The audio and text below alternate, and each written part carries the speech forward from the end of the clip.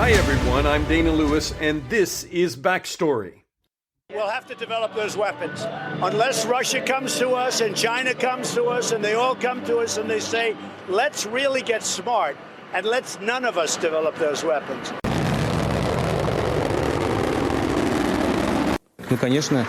No other country in the world has this kind of arsenal. Russia still has the greatest nuclear potential in the world, but nobody listened to us. Now listen. We interrupt our programming. This is a national emergency. I call it the super duper missile. You've heard Russia has 5 times and China's working on 5 or 6 times. We have one 17 times. 17 times faster, if you can believe that, General. That's something, right?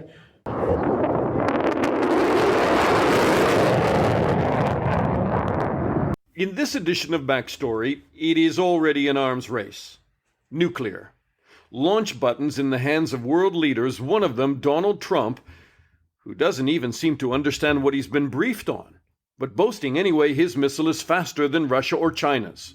It sounds humorously adolescent, but this is serious and dangerous, and there is nothing good to say about more nuclear arms. The Kremlin has now come up with a policy paper called Nuclear Deterrence Policy Guidelines, spelling out the principles of Moscow's deterrence strategy. Escalation for de-escalation. What on earth does that mean? Well, the headline is that in the event of a military conflict, nuclear deterrence should prevent the escalation of hostilities and allow their termination on conditions acceptable to Russia and its allies. In other words, should Russian forces face the prospect of being defeated in a conflict with NATO, it would use tactical nuclear weapons. And this as key arms control agreements are being abandoned by Mr. Super-Duper Missile himself, Donald Trump. All right, joining me now, John Gower is a Rear Admiral who served the last 3 years until his retirement in 2014 as the Assistant Chief of Defense Staff, overseeing nuclear, chemical, biological in the UK Ministry of Defense. And Christine Parthemore is Chief Executive Officer of the Council of Strategic Risks, and Christine has experience in countering weapons of mass destruction, including within the US Department of Defense. Christine, if I can start with you, the Council on Strategic Risks bills itself as a nonprofit, nonpartisan security policy institute devoted to anticipating and analyzing and addressing risks. Are alarm bells ringing off the wall right now? Because it seems like security risks are increasing in all directions. Absolutely. Though this didn't start recently, we actually stood up the Council on Strategic Risks in part because I and our board members and many colleagues, including Admiral Gower, were, when I left government and then in the couple of years immediately after, increasingly concerned even in 2015, 2016. And so we stood up the council to all put our efforts toward that. Obviously, between coronavirus and rising concerns of biological weapons threats and what appears to be fully embracing arms racing mentality by our country and several others on the nuclear side, we think our work is more important than ever, unfortunately. In just the past few weeks, President Trump has talked about walking away from the Open Skies Agreement. John, maybe you want to take that because a lot of people are confused, but essentially it allows flights over other countries and over Russia with some 30 European countries, and supposedly to build confidence in security arrangements. What does it mean when you take it away or cancel it?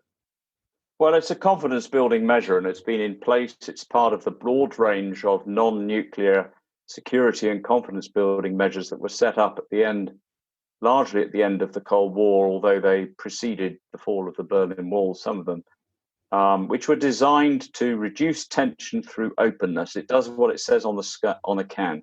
Open Skies is a collaborative program between fundamentally the European and NATO nations and Russia and its allies to overfly on planned routes that are preordained in advance. I must say that President Trump's position is most confusing from a personal point of view. He started off his administration by playing down the importance of the US position in Europe. In fact, he made noises about NATO not being very much to his taste. And it's only the European forces of the US that are being flown over. So I think I'm confused by the position. I'm really distressed by another pull away by the US, I think it's pretty certain now. If you're distressed by that, then you must be, I shouldn't use the word ballistic, but you must be apoplectic when they talk about the Strategic Arms Reduction Control Treaty that's due to expire next year, and President Trump has said it's a bad deal. Well, I think actually people underestimate the conventional arms treaties and their confidence building. They're the bedrock. They're the foundation upon which the sort of trust that's necessary to do nuclear arms control and use reduction are based. So you cannot really have successful arms control in the nuclear domain if you are distrustful in the conventional domain. It just doesn't work that way. But I'm extremely distressed. In 2012, I think, was the high point. In 2012, we had negotiated. START was going well. We were looking at the next START. There were solid discussions in both Moscow and Washington at further reductions of strategic arms. INF had a few. The Intermediate Range Nuclear Forces Treaty had a few kinks and binds, but by and large, it was holding and it was good, and the direction of travel was in a positive. And as part of that, and very shortly afterwards, there was unprecedented cooperation, initially between Russia and the US, and then a whole range of countries in the removal and destruction of Syria's chemical weapon program, a major weapons of mass destruction removal. So in sort of 2012 to 2014, everyone in the arms control world was in a positive frame of mind. I'm afraid, like Christine, every indicator has been rapidly downhill, and dangerously so in some areas since then. Christine, what's your take on START? Trust but verify.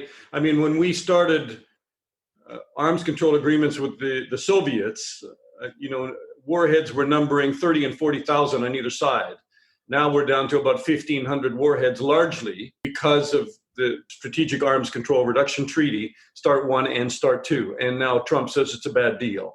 Yeah, and in addition to those, some of the unilateral measures that the United States and others had the really positive vision of taking and eliminating additional weapons on our side. It's a dire situation. Just when we think that it can't get worse, it seems to get a little bit worse every few months, unfortunately. Our take on New START, personally, extending it would be the best thing we could possibly do for our security and for our NATO partners and other friends around the world. Walking away from stabilization measures like that, it's cutting off our own security. It's really detrimental in so many ways. As John said, the trust level is decreasing, and that's exactly when you need things like this. Verification measures in conventional or nuclear arms agreements, technical exchanges, scientist-to-scientist exchanges, things like that, that when the political level of discourse among countries is really, really strained, that technical cooperation can go a really long way in preserving what little open lines of communications we still have, and leading the path back toward further cooperation and further mutually beneficial security arrangements down the road. The more we get rid of treaties, the fewer of those openings we have. U.S. President Donald Trump's arms control negotiator told a think tank the other day that the U.S. is prepared to spend Russia and China into oblivion in order to win a new nuclear arms race. I mean, I have to scratch my head and say, it sounds like Ronald Reagan talking about the Star Wars program. It is a very different chapter in history right now. Yeah, there may be people in the political leadership right now who intend to spend Russia into oblivion on nuclear weapons, but I don't think the American people or even the majority in Congress would support that. We already have a modernization program for our nuclear forces that I believe oversteps what we need to maintain a deterrent and still be credible with the international community, that we still take seriously our commitments to walk towards eventual disarmament under the Nuclear Non-Proliferation Treaty, and other things that we've pledged to under Democratic and Republican administrations for decades. We need to go back in that direction, and that I believe many analysts, including people who are advocates for very strong defense budgets, like myself, still believe that we need to have a much more balanced approach than we currently do for our nuclear weapons program. All this reckless spending is just another sign that they believe that there are people in the United States who believe that an arms racing mentality matching everything that Russia and other countries do tit for tat is our only way to secure our interests. And that's obviously just not true.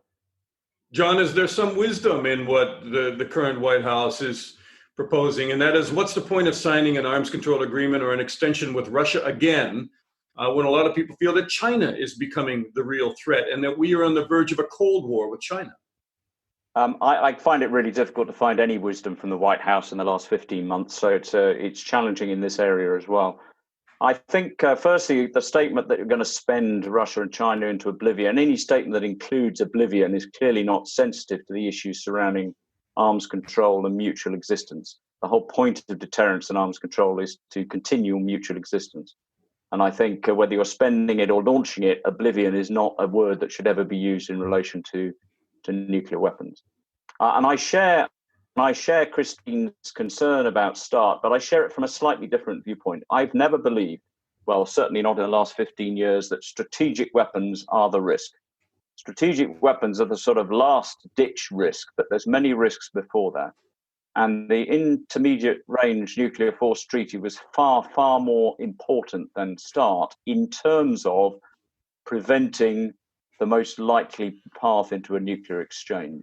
And so whilst the restriction and reduction of strategic ballistic missiles remains important, the wolf much closer to the sled is the twin track of nuclear-armed cruise missiles and other easier-to-use missiles and new capabilities designed to circumvent strategic parity, like hypersonic glide missiles and other things. And layered on top of that, if you don't mind me layering, is the increased rhetoric, which implies that both Moscow and Washington seem far more comfortable with the concept of the use of these weapons in conflicts at all levels. And finally, layered on top of that are the other risks that the nations face. The climate change effect and what that will have on nation states, the risk of artificial intelligence and machine learning, and a whole host of other 21st century risks that just simply were not there when the nuclear domains were written. And it is those risks that pile on top of each other that makes the need to move down a path of trust and reduction as soon as possible and to deflate the rhetoric.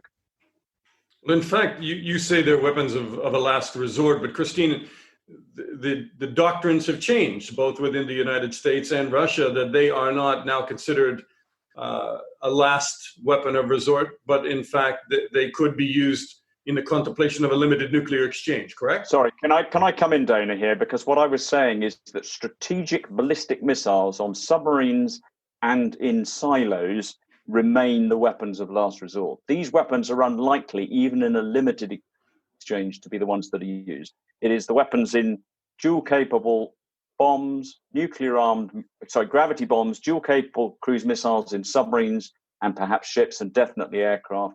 These weapons that are designed to be limited range, the weapons that would breach the INF Treaty were it still in existence, these weapons that feed the mindset of a potential limited war. So I was not saying all nuclear weapons are weapons of last resort. What worries me is these new sets and old sets rejuvenated, they're being seen as something other than weapons of last resort. And if you focus solely on long-range ballistic strategic START weapons, you're missing the most dangerous. Sorry, Christine, I didn't mean to jump in front of you, but I didn't want to be misinterpreted. No, I think that's perfect. I wholeheartedly agree with everything you say, but these questions are obviously intimately related. So in the United States, it actually started during the Obama administration. You started to see more and more rhetoric, even publicly, from defense officials and others who focus on our nuclear issues here in this country, starting to talk about things like restoring deterrence with the limited use of nuclear weapons, usually referred to in a North Korea type of scenario that they were referring to, but other scenarios involving Russia and European territory and things like that as well. So this rhetoric and the increasing blurring of conventional and nuclear deterrence and the doctrine supporting a posture of having of believing that something like limited nuclear warfare is even feasible has been creeping more and more into our defense thinking, even before the Trump administration took over, though the nuclear posture review that they conducted under this Trump administration obviously accelerated that thinking and embedded that doctrine in a more solid way in U.S. policy. I don't think, sorry to jump in, but I don't think the public can even digest that, because I certainly can't. In what situation do the planners either in Moscow or in Washington think they could have a limited nuclear exchange of some kind? Well, I don't agree that it's feasible either, but human beings can convince themselves of all sorts of things, unfortunately. There are lines of rationale, if you can call it that, in deterrence theory that believe that if you can cause certain amounts of damage, including by passing the nuclear threshold, that you will, depending on the forces of your opponent and the situation in whatever conflict is ensuing, that you could use nuclear weapons to a certain extent, and that country X who's been attacked will just start backing off, or sort of downgrade the conflict and come back to the negotiating table, or at least move the conflict back to solely the conventional realm. Now, I completely disagree that this is a sound way of thinking about anybody's security for any country. Is that a fringe way of thinking, John, or is that mainstream? I mean, you've been in these planning rooms and running, war games, I guess, on nuclear different thresholds when the alarm bells start going off. I mean, seriously, is that mainstream planning, a limited exchange? I think it has always been part of nuclear planning for countries with very flexible and variable nuclear weapons platforms. And I particularly talk about the triads that exist in the former Soviet Union, now Russia, and in the United States. If you're going to generate a weapon system that fits a flexible mindset, you have to maintain a flexible mindset if you keep that weapon system going on. The United Kingdom had all of these weapons available to it at some point during its nuclear history. Now we have got rid of all of them, and we only retain strategic weapons held at the Prime Minister's express and sole permission to launch in our SSBNs. As we got rid of the weapons, we got rid of the mindset. We got rid of the generations who had that in their mindset. No one who's currently involved has that anywhere near their thought planning, and there is no planning going on. However, if you have the weapons, you must conduct planning to use them. Otherwise, why do you have them?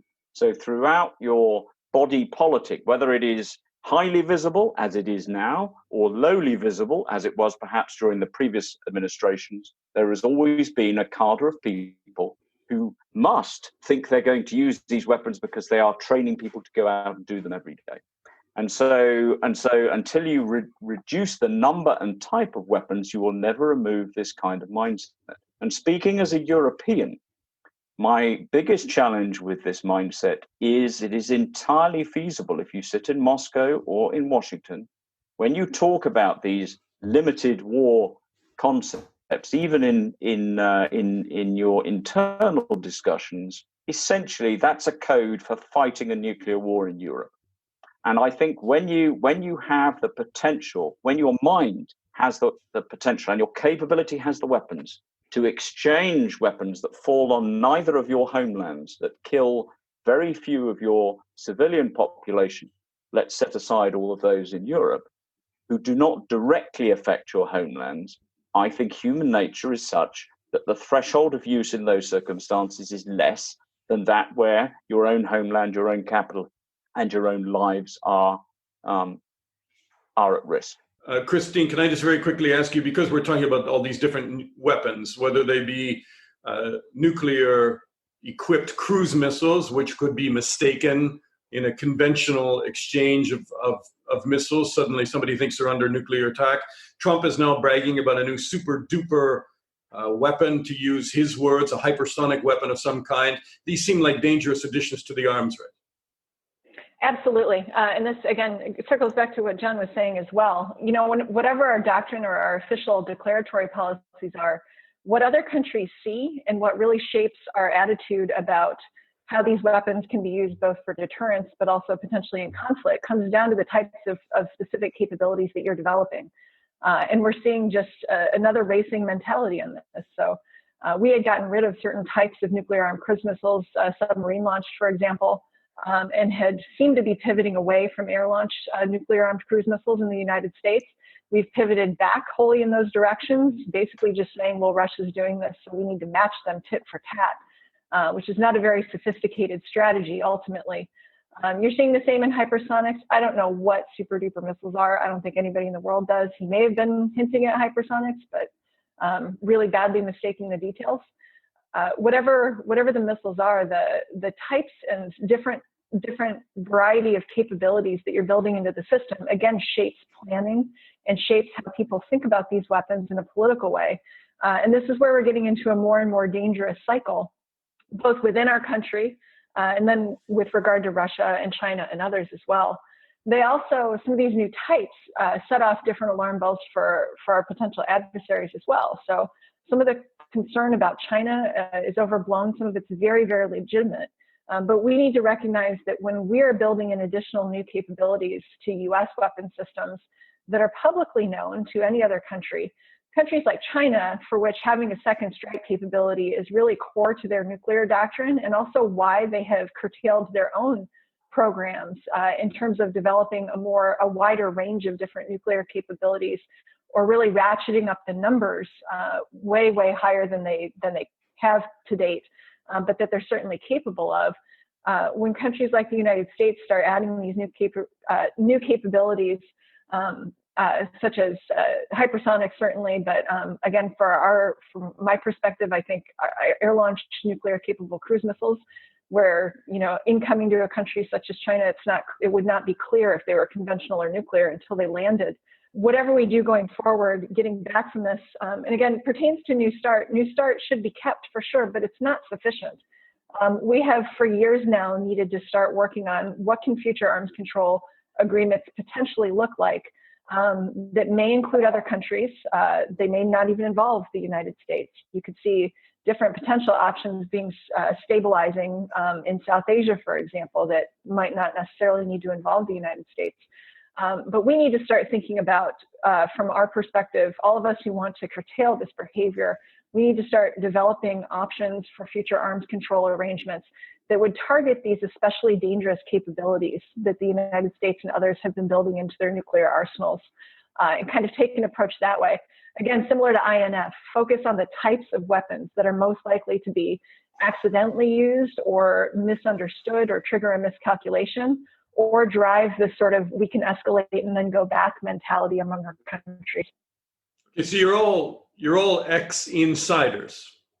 You understand the need for arms control. You believe in it. You are now dedicating your time to speaking out about it around the world. But if the American president is pushing an arms race and promoting an arms race, let's take him at his word, maybe it's just his negotiating position. How do you go around the president of the United States or pull him somehow with you to get them to understand, look, this is getting critical, this is getting extremely dangerous, and we need like some of the things you guys have written about, proposed codes of responsibilities and finding new mechanisms to bring the temperature down.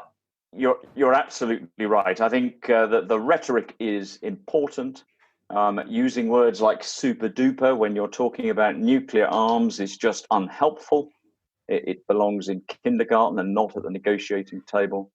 I think the necessity to have as a central concept that you can achieve your security without a central reliance upon nuclear weapons is a tenet that needs to be reignited. It existed at the moment of greatest hope, which for me was around 2012. It has since been buried once more. So the salience of nuclear weapons has got to be reduced. And I think that the single most effective way today, as we sit today, circles round to your spending to oblivion comment. COVID-19 has shown that international problems, from wherever they come, require international collaborative solutions. And the more hazardous and the more dangerous the problem, the more collaborative those solutions are. And more importantly, the more expensive they're going to be. And you cannot spend your way in isolation out of this. That is going to bankrupt a nation even as big as the United States of America. And going especially down the now. economic route, especially now. And so the twin track of what do we do to not have COVID again, that's going to be extremely expensive. The twin track of that, with a spend to oblivion, if that's the tagline, on nuclear weapons and other arms, is not going to be affordable.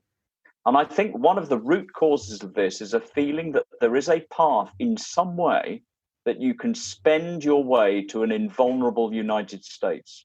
It doesn't matter whether it's invulnerable against immigration through building walls, if it's against coronavirus through immigration controls, or it's against nuclear threat by having the biggest nuclear threat out there. You can make... Christine, and I just want to finish the thought, because please. Stability does not depend upon invulnerability. It depends on mutually assured vulnerability. Invulnerability, firstly, is impossible to achieve, but everyone talked about mutually assured destruction. My personal belief is that what kept us alive and still keeps us alive is a sense of vulnerability that is part of the deterrence equation. And if you try and promise that you can become invulnerable, and missile defense is part of that false promise, if you can feel that you can promise and spend your way to invulnerability, you have taken what is essentially a stable situation and inverted it into a very unstable situation. I'd agree. Just to build a little bit in answering your question on that as well. So for all the reasons that he just stated, we can't give up, even if it seems like President Trump is not going to change his mind regarding these issues. We need to remember the history of a lot of successes in reducing serious threats.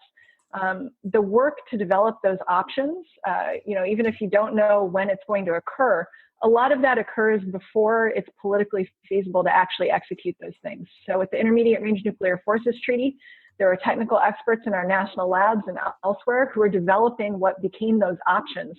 The technicalities of how you would verify that treaty system and things like that were developed before the time was politically ripe to actually enter into that treaty. When that political moment was there, though, you need to have those options ready to go and well socialized.